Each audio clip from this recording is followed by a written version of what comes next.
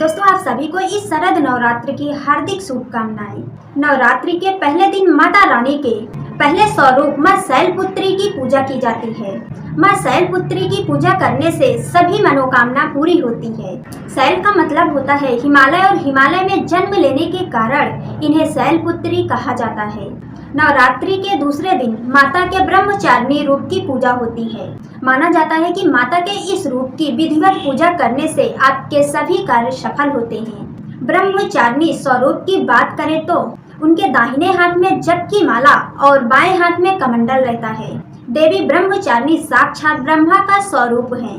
नवरात्रि के तीसरे दिन माँ दुर्गा के तीसरे स्वरूप माँ चंद्रघंटा की पूजा की जाती है।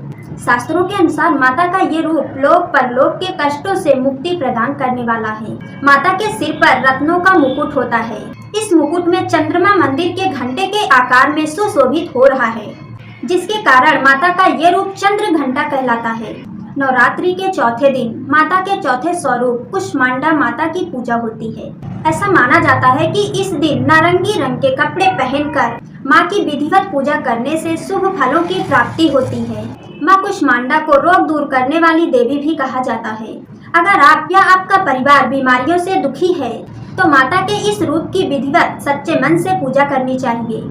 नवरात्र के पांचवें दिन माँ के पांचवें स्वरूप माँ स्कंद माता की पूजा की जाती है। कार्तिकेय का दूसरा नाम स्कंद कुमार है, इसलिए इनकी माता होने के कारण इस स्वरूप को स्कंदा माता कहा जाता है।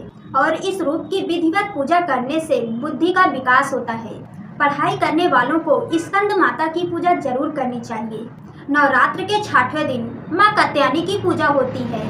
माता के इस रूप की पूजा करने से धर्म, अर्थ, काम और मोक्ष चारों फलों की प्राप्ति होती है।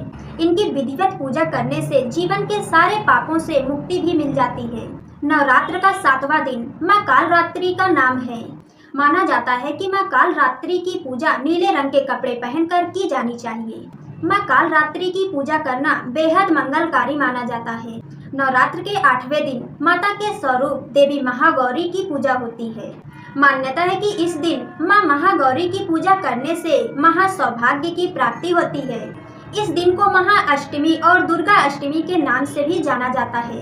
इस दिन माता को नारियल का भोग और मोगरा के फूल जरूर चढ़ाने चाहिए। मान्यता है कि इस दिन ये दोनों चीजें देवी को चढ़ाने से वैवाहिक जीवन सुखमय बना रहता है। दोस्तों, अब बात करते हैं नवरात्र के आखिरी दिन की। इस दिन माता के स्वरूप माँ सिद्धिदात्री की पूजा होती है। इस दिन को महानवमी भी कहते हैं। ऐसा माना जाता है कि इस दिन माता अपने भक्तों की अज्ञानता को दूर करके उनको ज्ञान प्रदान करती हैं। तो दोस्तों, ये थी नवरात्र के 9 दिनों में माता के 9 स्वरूपों की कहानी। आपको ये जानकारी कैसी लगी कमेंट में जरूर बताएं। जय माता दी।